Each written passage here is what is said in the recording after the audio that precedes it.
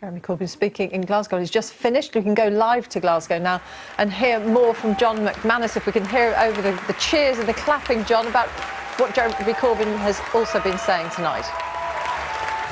That's right. He's just finished speaking, actually. He gave a pretty rousing speech here at the Old Fruit Market Halls in central Glasgow. But he began his speech in a more sombre mood. He started by paying tribute to the victims of the terrorist attack in Manchester on Monday evening. He said events like that shouldn't divide us but should bring us together. And he also said that the emergency services were absolute heroes. He paid tribute to the ambulance workers, police officers, nurses and doctors who had worked so tirelessly to help the victims of that attack in Manchester that we saw at the beginning of the week. And then after that he moved on to the politics, and he said there were only two parties that could win this election: Labour, which he called the party of social equality, or the Tory party, which he accused of cutting support to all public services across the UK. And he said, in fact, that the Tories were offering only 5 more years of austerity.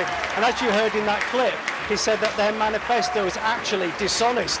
As for the SNP, the dominant party here in Scotland, before the election was called, he said they had an obsession with independence. And he called it a tragedy that they hadn't used tax-raising powers that Scotland now has at the Holyrood Parliament to try to relieve some of the poverty and inequality that is seen in Scotland. He said there were too many children living in Scotland in poverty. The SNP should use those powers to ensure that children across the country have the same life chances. And he said directly to those who in the past may have voted Tory or SNP, he said, look at our manifesto and compare it to the record of the other two parties. John, thank you very much. John McManus at the Labour rally in Glasgow.